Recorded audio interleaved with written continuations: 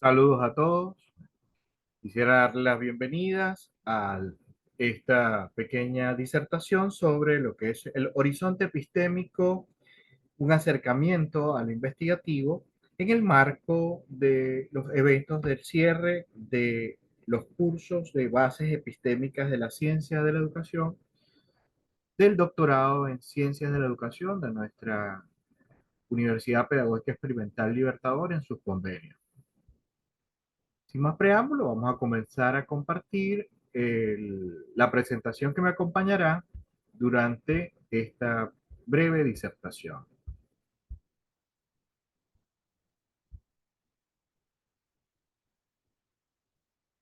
Como ya les indiqué, tenemos por título lo que será el horizonte epistémico, un acercamiento investigativo. Mi nombre es Freddy Rodríguez y estaré acompañándolo durante los siguientes minutos de esta disertación. El horizonte siempre es un espacio de posibilidad y por tanto vamos entonces a categorizar un horizonte epistémico como una implicación de entender el conjunto de los límites y posibilidades, las condiciones de enunciación que determinan o que enuncian, más que una determinación, que enuncian cómo se construye, cómo se valida, cómo se transforma, cómo se hace ese conocimiento en un contexto determinado.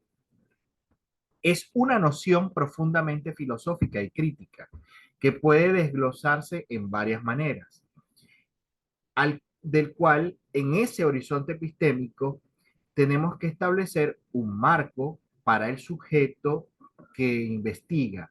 Y ese marco es para no solo el sujeto, sino una comunidad, en este caso la llamaríamos comunidad científica, que interpreta las realidades, las fórmulas, que reconoce al problema, que establece los criterios de verdad o de verosimilitud en palabras de Popper. Recordemos que en la categoría verosimilitud la introduce Popper como una aproximación a la verdad.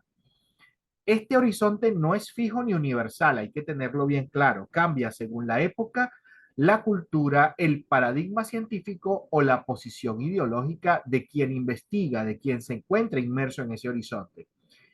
Hay que tener tres componentes claves en en esta creación de este horizonte, que son los límites del conocimiento, que las condiciones de posibilidad y las perspectivas históricas y contextuales en las cuales se está enmarcando o desarrollando este horizonte.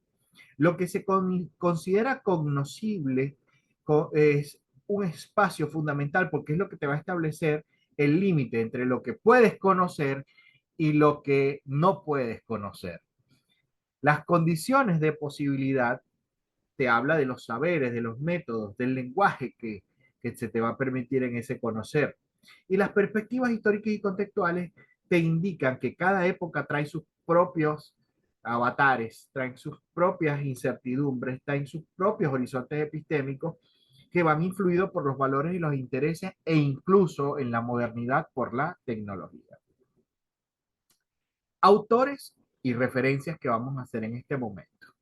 Hugo Semmelmann lo anuncia como una forma de pensar que permite superar la fragmentación del saber y elaborar conocimientos desde una realidad concreta. Hay que entender que este horizonte epistémico nos va a permitir trascender una situación de fragmentación en la que se encuentra no solo la ciencia formal, sino incluso las propias ciencias de discursos periféricos o circulantes, que son las ciencias no formales. ¿Por qué estamos en un asunto complicado con esto de la fragmentación? Porque a veces el todo es más allá de la suma de sus partes y se nos hizo creer que se podía llegar al todo solamente por revisar sus partes. Un, uno de los atavíos del momento de la red conicia y la red extensa de Descartes. ¿Ok? Thomas Kuhn nos plantea una idea de paradigma y esta idea de paradigma se relaciona con el horizonte epistémico como el conjunto de los supuestos que guían la ciencia normal. Un horizonte epistémico tiene que tener un paradigma de fondo, uno o varios paradigmas de fondo para poder prefigurar hacia dónde está apuntando. Es la manera de develarlo. Ahora bien, ¿dónde vamos a realmente estar claros de que ese horizonte es signado por ese paradigma? En Foucault, porque aunque él no usa directamente el término horizonte epistémico, él enuncia la noción de episteme. ¿Y qué refiere esta noción de episteme? Se refiere precisamente a los marcos del saber que rigen lo que se puede decir, lo que se puede pensar en determinada época. Desde una perspectiva ontológica podríamos incluir a dos autores adicionales, que son Javier Zubiri y Hans-Jörg Gadamer. Ellos plantean el horizonte en la estructura que delimita, no solo al mismo tiempo delimita, sino que también constituye una realidad accesible al sujeto, que modificará al sujeto. Se describe como una condición que abre al mundo a experiencias y al sentido, que apunta a una plenitud infinita que excede lo aprendido en cada momento de la vida, de la formación. Es por tanto un principio que termina siendo a la vez dialéctico, dinámico, de la realidad del sujeto que se co-construye. Y este sujeto que se co-construye es el sujeto investigador. Fíjense que una cosa interesante que se puede hacer en cada momento es eh, trazar la trazabilidad del conocimiento. Dónde y cómo se transmite ese conocimiento es parte de ese horizonte. En el horizonte epistémico, nosotros tenemos una característica interesante. La UPEL puede ser trazada a estos autores. ¿Por qué puede ser trazada la UPEL a estos autores? Fíjense, Hugo Semmelmann compartió por mucho tiempo con varios profesores de nuestra universidad y estos profesores se apropiaron de algunos de los pensamientos de Semmelmann como comunidad de investigación y los trajeron a los predios de nuestra universidad.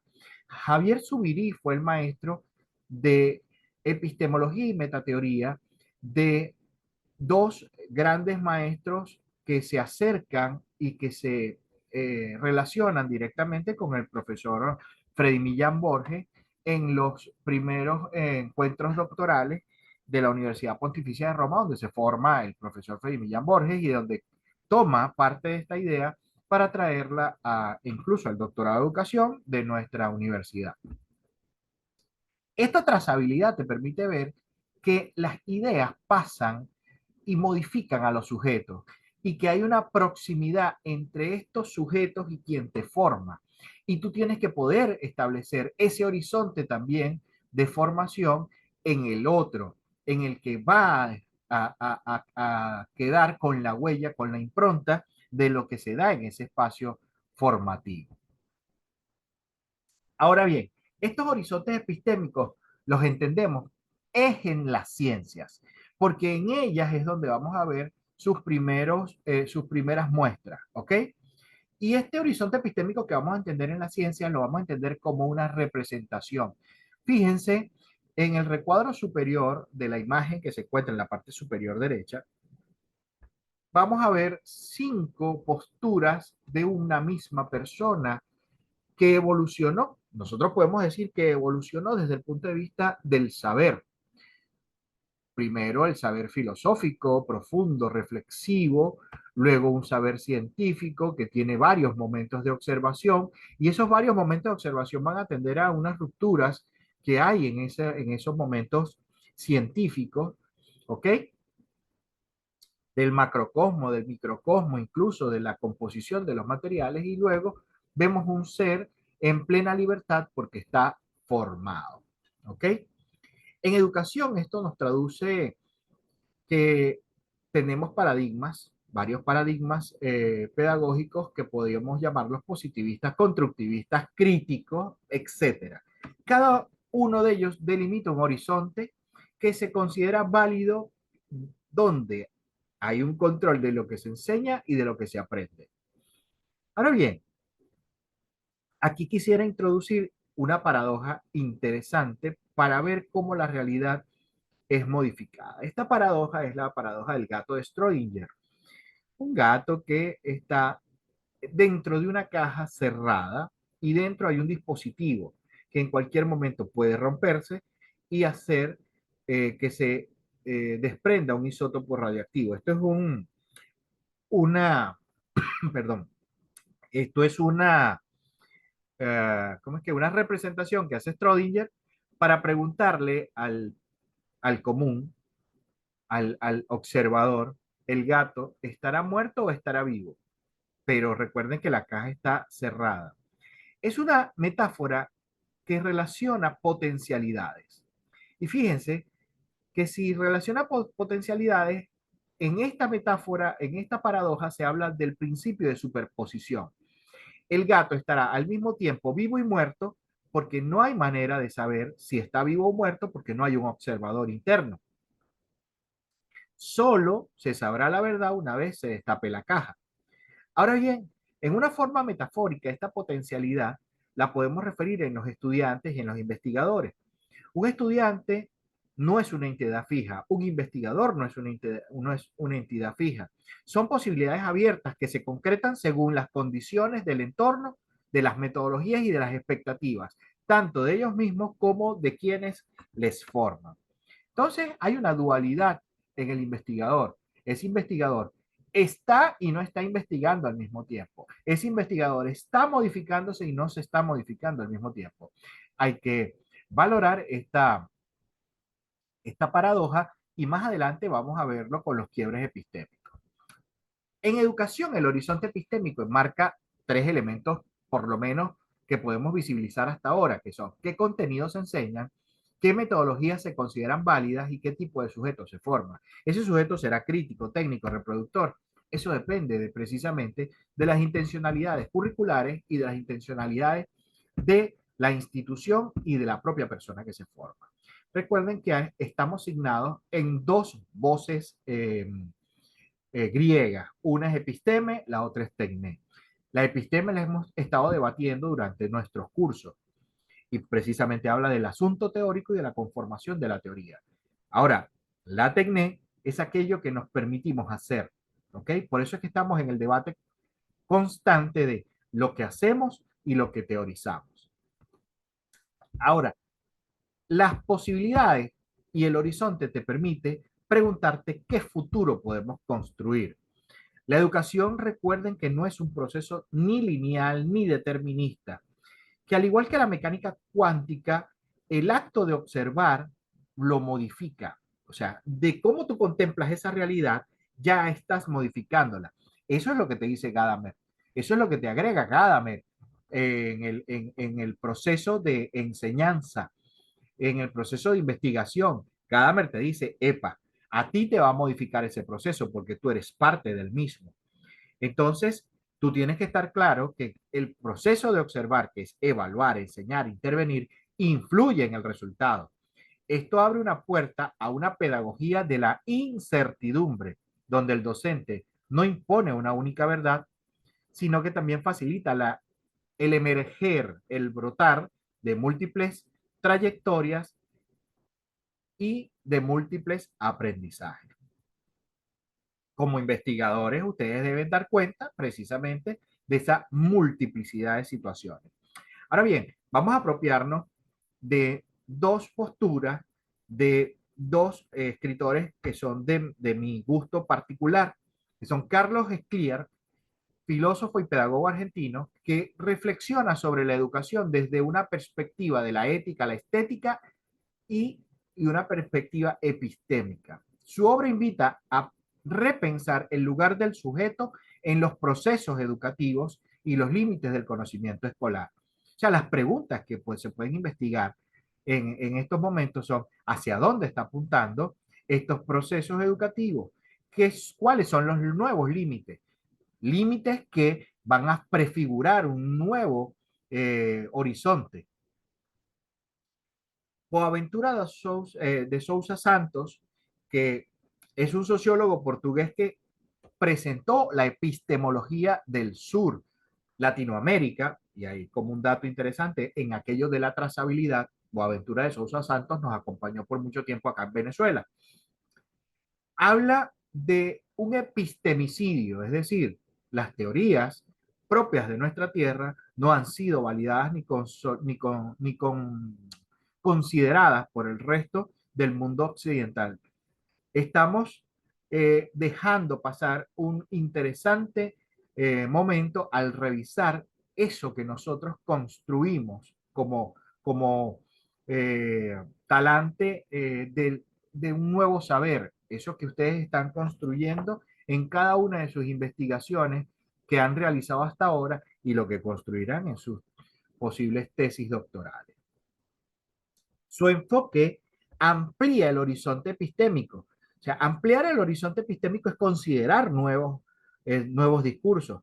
No solamente el discurso dominante, sino ver cuál es el discurso periférico, porque posiblemente de ese discurso periférico surja un nuevo discurso dominante. Recuerden que Kuhn plantea que los paradigmas son rebasados precisamente por rupturas temporales, por transferencias, por apropiamiento de nuevos espacios, de nuevos modos de ver.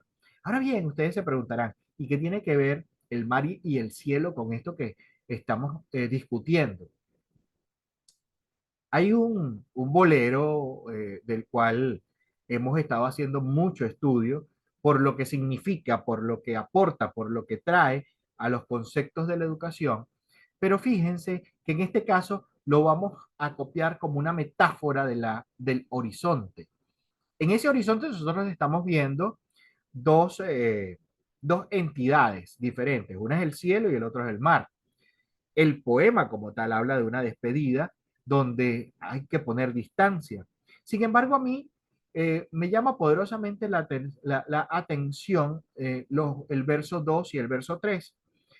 Fíjense que en el verso 2 dice, el mar y el cielo se ven igual de azules y en la distancia parece que se unen. Allí está la composición de ese horizonte. Eso es lo que nosotros como investigadores podríamos estar viendo en determinado momento. Un par de entidades que se están uniendo en ese horizonte que estamos construyendo. Pero el tercer verso te dice, mejor es que recuerdes que el cielo siempre es cielo y que nunca, nunca, nunca el mar lo alcanzará.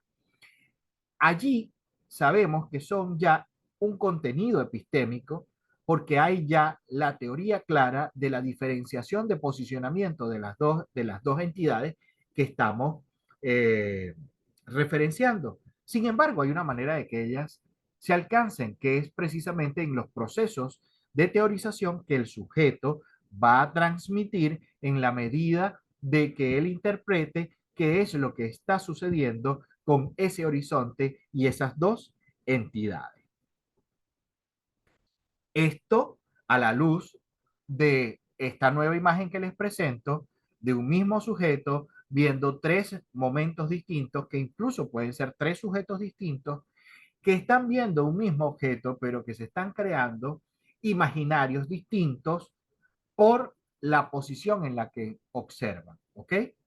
Entonces, imaginemos esa caja que en la parte superior tiene un sticker como el que está viendo el señor, en la parte frontal y en la parte inferior, y cada uno le genera un imaginario distinto. Fíjense estos 5 postulados que vamos a tener que mantener en cuenta cada vez que queramos observar el asunto de hacia dónde apunta la observación. Uno, enriquecimiento del conocimiento. Cada perspectiva aporta datos, interpretaciones y experiencias distintas. Es decir, un mismo fenómeno puede ser visto desde varios ángulos y le va a aportar a la construcción posterior. La reducción de los sesgos es una ganancia inmediata en el punto 2, o sea, voces diversas ayudan a identificar y a corregir los prejuicios metodológicos y culturales que podrías estar manteniendo incluso por cuestionamientos de las ideologías. Relevancia social y cultural. Las investigaciones que consideran múltiples puntos de vista son más inclusivas y más representativas que aquellas que simplemente se enfocan en demostrar una única verdad. Hay un estímulo del pensamiento crítico que contrasta las ideas y obliga a cuestionar los supuestos. Se puede con ello justificar argumentos con mayor rigor y de manera de fomentar la dialéctica entre las disciplinas, las teorías y los enfoques. Y por último, la innovación y la creatividad, la diversidad de perspectivas siempre abre caminos a las soluciones originales. Soluciones originales parten precisamente de visiones inesperadas. Bueno, llega el momento de tener en cuenta los saltos epistémicos de los que habla Kuhn. Y volvemos a la paradoja de Schrödinger y el gatico que está en esa caja. Ahora, vamos a suponer por un instante que estamos con una visión interna a la caja. Y ahora tenemos un gato que está recostado en una esquina, que no sabemos si tiene los ojos abiertos o los ojos cerrados, y entonces agregamos dos nuevas condiciones. La primera condición era si estaba vivo o si estaba muerto, y ahora podemos preguntarnos si está despierto o está dormido. Ahí es donde empieza el asunto de la paradoja de Schrödinger. El sujeto, en su interpretación, es el que dará cuenta cuánticamente de una realidad que está eh, construyendo. Ahora, ustedes dicen, un fenómeno cuántico, ¿cómo afecta la educación? Bueno, vamos a ver cómo afectaron todos los quiebres epistémicos que han existido a la educación. Vamos a comenzar por la relatividad. El origen es la teoría física desarrollada por Albert Einstein. La idea central es que el espacio y el tiempo no son absolutos, dependen del observador y de su movimiento. El impacto transformó la física, pero también influyó en la filosofía, mostrando que el conocimiento depende del marco de referencia. Eso evidentemente afecta a cualquier investigador, porque el marco de referencia será fundamentalmente el marco ahora de lo que usted considera observable e investigable. Y indeterminación como segundo quiebre epistémico. El origen está en el principio de Heisenberg de la mecánica cuántica. La idea central: no se puede conocer con precisión simultánea la posición y la velocidad de una partícula atómica. Las implicaciones: introduce el azar, la probabilidad en la base de la realidad física, desafiando el determinismo clásico. Evidentemente, ya aquí te está planteando el hecho de varios escenarios posibles dentro de los elementos sociales. Nosotros sabemos que las dinámicas sociales y que la educación como una dinámica social tiende a ser compleja, azarosa y probabilística. La complementariedad, el origen lo tenemos en Neil Bohr y es de la física cuántica también, y te genera que, como idea central, que dos descripciones aparentemente contradictorias, como la onda y la partícula, pueden ser necesariamente compatibles y complementarias para entender un fenómeno. En este caso, el fenómeno que se estudiaba era la, la luz, ¿ok? Que se determinó en cierto momento que era una partícula y después otro investigador determinó que se comportaba como una onda, y la complementariedad dijo no, se comporta como onda y como partícula. Como un dato interesante, recibe premio Nobel quien dice que es una partícula, recibe premio Nobel quien dice que es una onda, pero no recibe el premio Nobel quien dijo que eran las dos cosas al mismo tiempo. En epistemología, esta complementariedad sugiere que distintas perspectivas pueden ser válidas y necesarias para comprender una realidad. ¿Ok? Las estructuras disipativas de Ilya Prigogine, premio Nobel de la Química también, por su idea central que son los sistemas abiertos que pueden generar un orden a partir del caos cuando intercambian energía con los entornos. Fíjense que este orden de la estructura disipativa orden a partir del caos, se utilizó con ejemplos para medir el clima, la evolución biológica, pero también el pensamiento humano. Prigogine, en una entrevista que le realiza un periodista francés, de nombre creo que es Jacques Marquens, eh, plantea que los seres humanos ya deberíamos tratar de presentar investigaciones como predicciones de clima, que no duren más allá de 72 horas. ¿Por qué? Porque él dice que somos tan cambiantes y que los paradigmas se están rebasando tan rápido que no vale la pena ya estar centrados en una estructura de linealidad y de permanencia. Hay un caos asociado a nuestra manera de pensar y a nuestra manera de aprender y tenemos que aprender a vivir dentro de ese caos. Todo este quiebre epistémico genera una nueva interpretación de paradigmas que nos las presenta Morán, y ese filósofo francés nos indica en su idea central que la complejidad como enfoque para entender la realidad integra no solo lo físico o lo biológico, sino que también agrega lo social y lo cultural. Ahora bien, ¿qué propone? ¿Cuál es la propuesta de Morán con este nuevo paradigma? Bueno, tenemos que buscar superar la fragmentación del conocimiento y aceptar la incertidumbre, la contradicción y la interconexión entre los saberes. Esto lo plantea a través de los itinerarios. ¿Y qué es un itinerario? Es una interpretación posible que podríamos dar del contexto de Morán en ese espacio de la complejidad, y es que los itinerarios representan los caminos del pensamiento, del conocimiento o de la vida. La idea clave es que no hay una única vía y el saber se construye en trayectorias múltiples, abiertas y no lineales.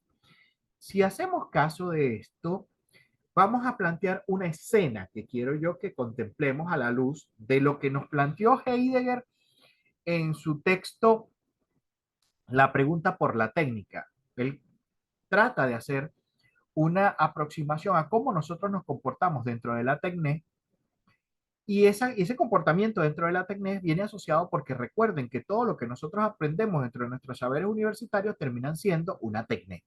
¿Ok? Ahora, nos podemos convertir en artistas y diseñadores de esa técnica. un, Aquí vamos a estar claros de que hay tecné en el hacer el poema, como hay tecné en la soldadura, como hay tecné en la redacción de una ley, como hay tecné en la construcción de un edificio. Es decir, hay una técnica que se te enseña en el saber universitario para realizar cada una de esas actividades. Eso te va a convertir en un artista o en un artesano en la medida en la que tú te aproveches y tengas una cualidad particular para desarrollar esa tarea con gran habilidad, con grandes competencias. Ahora, tenemos eh, tres entes a los cuales vamos a tratar de fijar la visión en esta fusión de horizontes, que es un ejercicio que voy a hacer para ustedes. El artista o diseñador, la obra de arte o el objeto, y el último ente es el receptor o el espectador. Fíjense que yo estoy diciendo artista y diseñador, pero también podría estar diciendo investigador de la tesis doctoral o artículo de investigación y receptor o espectador. Ahora, ¿dónde está la fusión de los horizontes? El espacio hermenéutico epistémico que se desarrolla entre ellos, que es un encuentro entre el artista y el objeto, ¿ok? Porque la primera relación es investigador y su obra, y luego viene entre el diseño, el objeto, la tesis doctoral y su lector, que puede llamarse jurado evaluador, como puede llamarse tutor, como puede llamarse público en general, en el cual se recrea. ¿Dónde se recrea? Y ese en el cual que estoy diciendo, en la obra de arte objeto o tesis doctoral, se recrea la experiencia del artista investigador mediante la reflexión que se realiza y se realiza un juicio. En este caso puede ser un juicio de valor, un juicio de evaluación. Ahora bien, ¿y esa fusión de horizontes será única? No. Fíjense, porque único tampoco es el discurso. Un, si lo vemos de manera cuantificada, un artista o un diseñador no entrega un único producto, entrega varios. Y fíjate que en este caso, un investigador de una tesis doctoral te entrega la tesis como documento escrito, pero también te va a entregar un discurso oral en el momento que presenta su tesis y también te incluye un discurso visual porque se hace acompañar de ciertas condiciones. Esto que yo les estoy presentando a ustedes, las diapositivas tienen un discurso y yo por supuesto tengo un discurso oral en el cual voy tratando de dar cuenta de qué les quise decir también con las diapositivas. Entonces, a veces ese espacio hermenéutico epistémico requiere precisamente del contacto entre los entes para la clarificación de ese sentido interpretativo hermenéutico que está, de esa teoría que subyace, de la intencionalidad de cómo yo diseñé este discurso para ustedes y de cómo ustedes lo están percibiendo. Estamos haciendo en este momento una fusión de nuestros horizontes. Ustedes tenían una expectativa de lo que se estaba diciendo acá y yo tengo una idea de cómo creo yo que se les iba a presentar. Este juego incluso lo pueden reproducir ustedes para la construcción de cada uno de sus trabajos doctorales. Para concluir, hablemos de posibilidades. Y para hablar de posibilidades me gustaría que buscaran, está en PDF, se puede conseguir en las redes, la evolución creadora de el filósofo Henri Bergson. Habla, ojo, y aquí voy a hacer una aclaratoria. Hay cosas que se atribuyen a ciertos autores y no están textualmente presentados por ellos en los textos en los que se refiere. ¿Ok?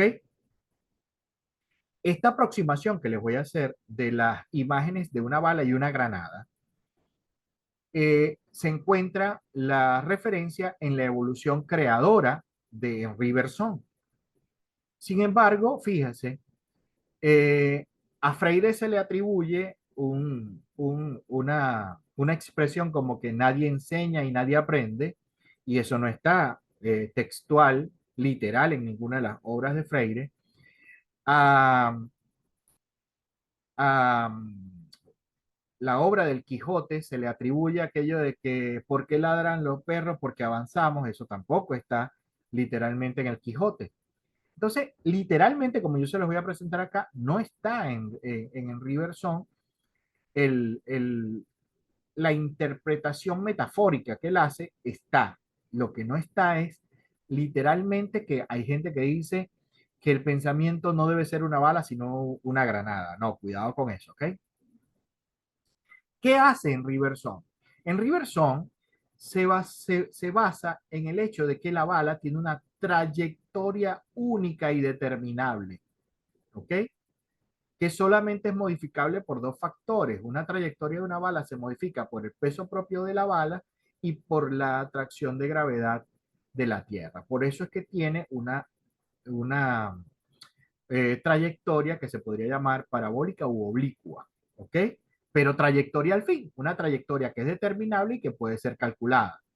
Una granada, cuando se fragmenta, no lo tiene. No hay una trayectoria predecible.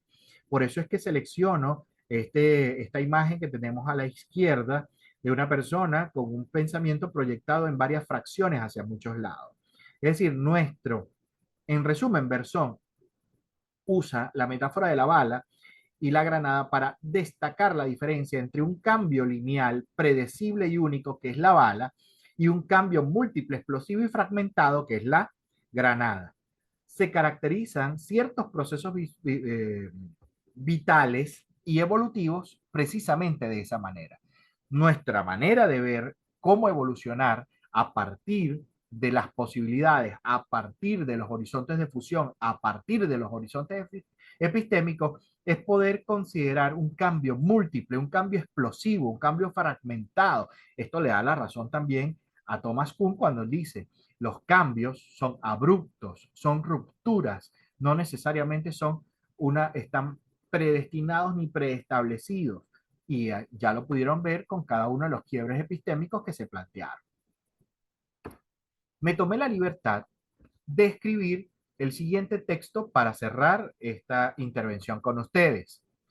Dice así: y así al final del camino recorrido, nos detenemos frente al horizonte, no como quien concluye, sino como quien comienza a mirar con otros ojos. La vocación no es una línea recta ni un mapa trazado con precisión. Es un paisaje abierto, un territorio por explorar, una geografía de preguntas que se despliegan como montañas, ríos, valles y cielos cambiantes. Los horizontes epistemológicos no son límites, sino promesas. Son el azul lejano que nos invita a seguir andando y a desear saber más, a escuchar otras voces, a abrazar otras formas de comprender. Cada mirada, cada enfoque, cada saber que se suma transforma el paisaje, lo vuelve más fértil, más diverso, más humano. Investigar es amar el paisaje del conocimiento científico, es detenerse ante una flor que nadie había nombrado, es cruzar un puente que otros temieron construir, es sentarse junto al fuego de una comunidad que cuenta su historia en susurros. Es sobre todo aprender a mirar con ternura y con asombro, que nunca falte el deseo de caminar hacia ese horizonte, que la investigación educativa sea siempre un viaje compartido, una travesía que nos enseñe que el saber no se conquista, se cultiva y que como todo paisaje que se ama, se cuida, se respeta y se deja florecer. Tengan todos entonces de mi parte un fuerte abrazo y espero sea de provecho el material discutido. Que estén muy bien, hasta luego.